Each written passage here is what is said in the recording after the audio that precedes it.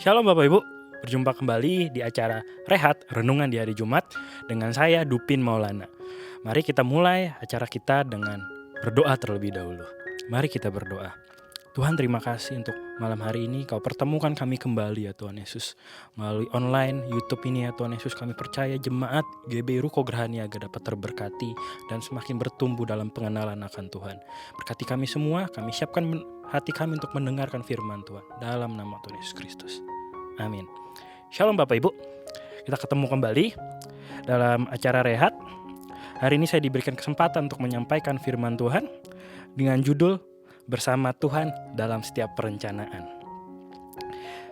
Hari ini akan membahas firman Tuhan yang terambil dari kitab Lukas pasalnya yang ke-14 ayat ke-27 sampai 33. Saya bacakan untuk Bapak Ibu semua. Ayat ke-27, barang siapa tidak memikul salibnya dan mengikut aku, ia tidak dapat menjadi muridku. Sebab siapakah di antara kamu yang kalau mau mendirikan sebuah menara tidak duduk dahulu membuat anggaran biayanya, kalau cukup uangnya untuk menyelesaikan pekerjaan itu.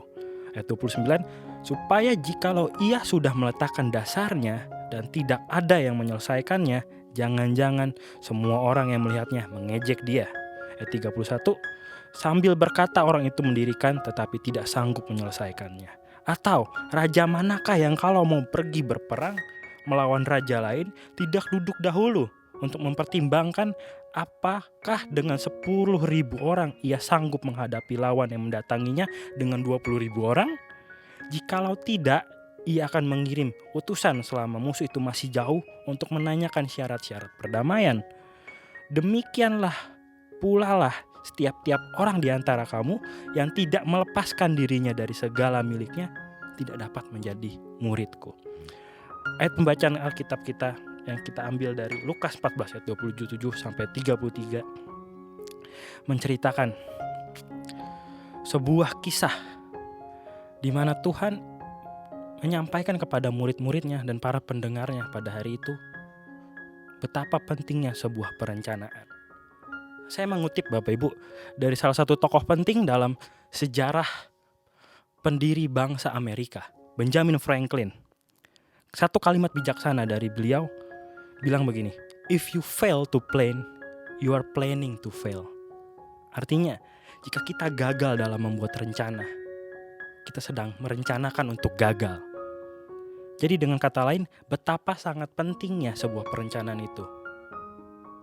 Seperti tadi ayat yang kita baca, ada dua kisah kan.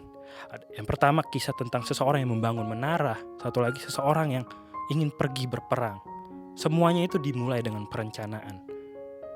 Dan semuanya itu harus juga dilakukan oleh murid-murid Tuhan, oleh orang-orang percaya kita hari ini. Bapak Ibu,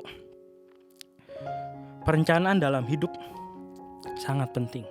Dalam konteks mengikut Tuhan sangat penting. Kita harus hidup sesuai dengan prinsip-prinsip Tuhan. Dan Tuhan mengajarkan hari ini kepada kita untuk kita bijaksana dalam memulai segala sesuatu. Termasuk di dalamnya mulai dengan membuat perencanaan yang baik.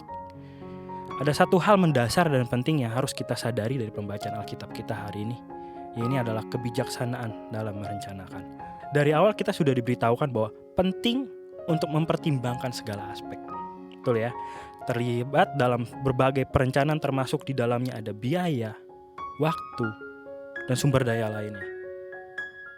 Banyak yang harus dilibatkan, banyak yang harus diperhitungkan. Dalam merencanakan sesuatu, kita sebagai orang Kristen harus meminta hikmat dari Tuhan. Dasar dari yang ingin kita kerjakan hendaknya diawali dengan sebuah perencanaan. Karena inilah yang akan menjadi pembeda orang bijak dan orang bodoh. Amsal, pasal yang ke-15 ayat ke-22 bilang, rancangan yang gagal kalau tidak ada pertimbangan, tetapi terlaksana kalau penasihat banyak. Lalu Amsal dalam pasal ke-21 ayat 5 juga berkata, rancangan-rancangan orang rajin semata-mata mendatangkan kelimpahan. Tetapi setiap orang yang tergesa-gesa hanya akan mengalami kekurangan. Bapak Ibu, saya dari mimbar ini mengajak kita untuk semua. Sama-sama, mari jadi orang bijaksana. Seperti Alkitab yang berbicara kepada kita, mulai dari perencanaan.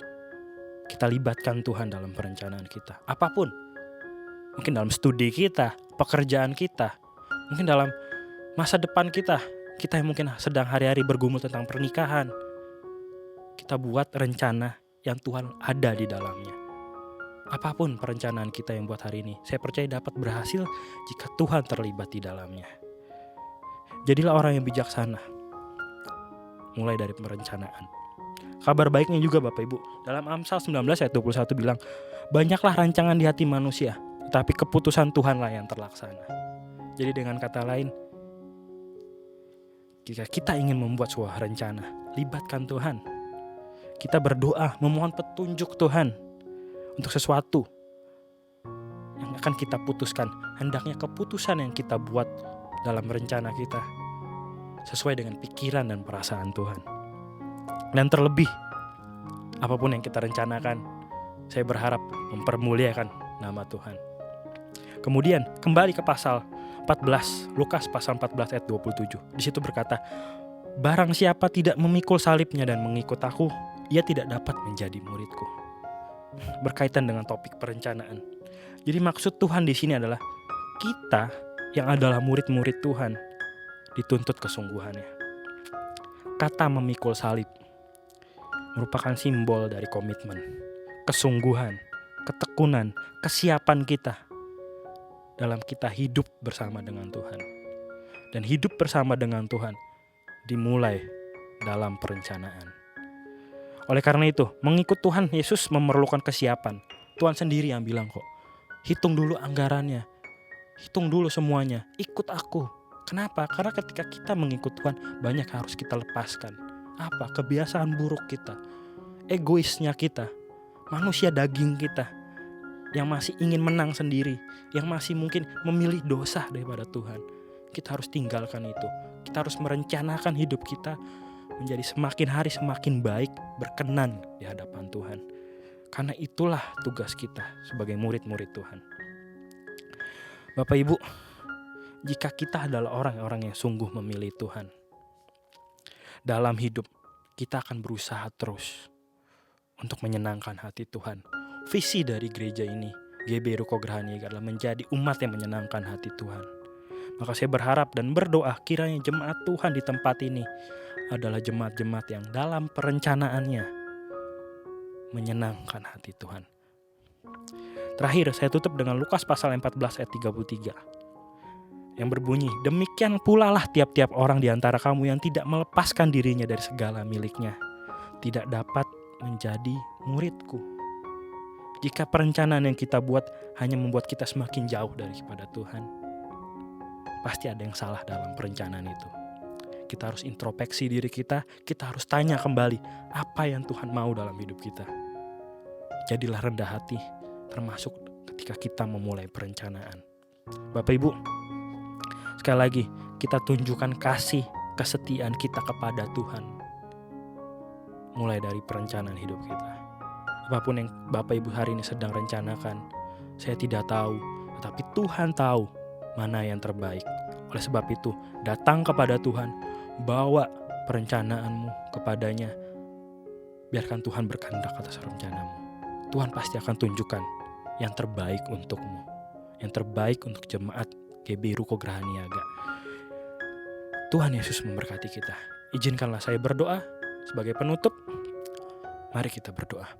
Tuhan, terima kasih untuk malam hari ini, renungan singkat hari ini memberkati kita semua, mengingatkan kita semua ya Tuhan, untuk menjadi jemaat-jemaat Tuhan, orang-orang percaya, murid-murid Tuhan yang mau memulai segala aktivitasnya, perencanaannya, melibatkan Tuhan di dalamnya. Tuhan, berkati kami semua. Berikan kami hikmat, kebijaksanaan, dan pengertian, sehingga apapun keputusan yang kami buat dalam perencanaan hidup kami, Tuhan disenangkan, dan kami menjadi umat yang menyenangkan hati Tuhan, berpikiran dan perasaan seperti Tuhan. Dalam nama Tuhan Yesus Kristus kami berdoa dan kami mengucap syukur. Haleluya. Amin. Tuhan Yesus memberkati.